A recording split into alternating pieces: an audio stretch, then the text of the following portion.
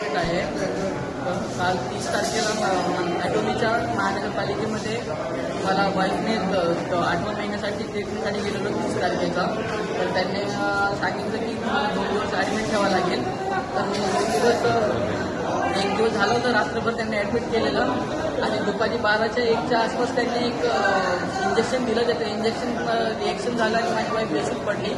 तर सुमारे 3 तास त्यांनी तिथं जाऊ हेच तिथं थांबून ठेवलं की नाही पेशंट आहे वगैरे हे ते करून तिथं त्यांनी हे केलं आणि बोलले की एंड मोमेंटला बोलले की तुम्ही वाशीला जावा. आणि आम्ही मग वाशीला घेऊन आलो. तिथं फक्त 1 तासाच्या आतमध्ये त्यांनी मृत्यू घोषित केलं. मला याचा जाब पाहिजे. या महानगरपालिकेने जाणून बुजून माझ्या वाईफला हे केलेलं आहे, याचा मला जाब पाहिजे. अतिशय संताप आणणारी आणि राग अनावर होणारी अशी घटना ह्या नवी मुंबईत घडली. सोनम डोंगरे आणि रिचा मिश्रा या 8 महिन्याच्या गर्भवती आमच्या भगिनी, आमच्या महिला ऐरोली येथील राजमाता जिजाऊ रुग्णालयात ॲडमिट होत्या. तिथे डॉक्टरांच्या इंजेक्शनचा दुष्परिणाम झाला आणि त्यांना वाशी इथल्या मनपा रुग्णालयात आणण्यात आलं. तिथे सोनम डोंगरे या आमच्या भगिनीचा मृत्यू झाला. तर रिचा मिश्रा या सुद्धा आता प्रकृतीने अतिशय गंभीर असल्याची बाब समोर येते. मोठ्या मोठ्या बाता मारून सुपर स्पेशालिटी सुविधा आम्ही नवी मुंबईकरांना देतोय असं सांगणारे गेली 25 वर्ष सत्तेत असणारे इथले निर्लज्ज सत्ताधारी याचं उत्तर देणार आहेत का? पालिका प्रशासनात आरोग्य विभागात असणारे आणि या महापालिकेचे आयुक्त याचं उत्तर देणार आहेत का? या दोनही घरांमध्ये आज अतिशय दुःखद वातावरण आहे. नवी मुंबईकर मायबाप या अशा सत्ताधाऱ्यांच्या पुढे आपण लोटांगण घालणार आहात की याचा जाब विचारणार?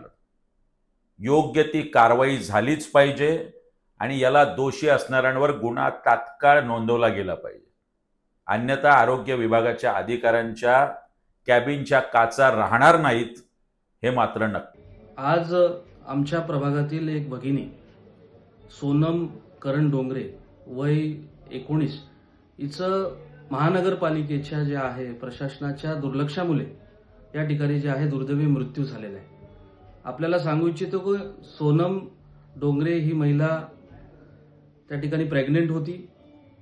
तिला सोनोग्राफीला घेऊन गेले होते आणि पाणी कमी आहे म्हणून त्या ठिकाणी ऐरोली या ठिकाणी महानगरपालिकेच्या हॉस्पिटलमध्ये ॲडमिट केलं गेलं.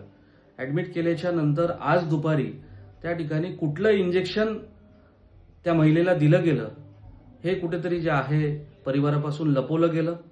इंजेक्शन दिल्याच्या नंतर जे आहे रिॲक्शन झालं आणि त्यानंतर 3 तास ती महिला ऐरोलीच्या हॉस्पिटलमध्ये बेशुद्ध पडली होती. आणि 3 तासाच्या नंतर तिकडचे डॉक्टर म्हणतात का आपल्याला या ठिकाणी महिला क्रिटिकल झालेली आहे, वाशी या ठिकाणी हलवावे लागेल. आणि वाशी या ठिकाणी ॲडमिट केल्या असत्या. दुर्दैवीरित्या सोनम डोंगरे या भगिनीचं जे आहे मृत्यू झाला. त्याचसोबत तिच्या पोटामध्ये असलेलं 8 महिन्याचं बाळ देखील त्या ठिकाणी दुर्दैवी त्याचं देखील मृत्यू झालं. तिच्यासोबतच एक रिचा पवन मिश्रा नावाची महिला देखील ॲडमिट होती. तिला देखील अशाच पद्धतीने जे आहे इंजेक्शन दिल्याच्या नंतर रिॲक्शन झालं आणि ती देखील आता वाशी हॉस्पिटल या ठिकाणी क्रिटिकल आहे. महानगरपालिकेच्या डॉक्टरांना विचारलं गेलं असता उडवाउडवीची उत्तरं या ठिकाणी जे आहे MOH असतील त्या ठिकाणी महानगरपालिकेच्या वाशी हॉस्पिटलचे डॉक्टर्स असतील यांच्याकडून देण्यात आलेले आहेत.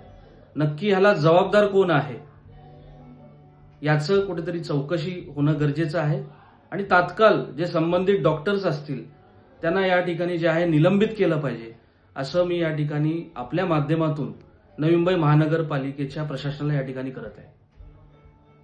आज या ठिकाणी 2 महिलांना जे ड्युओड्रिनल आणि डेक्सा इंजेक्शन जे दिलेले आहे त्यात एक महिलाचा अपघाती मृत्यू झालेला आहे.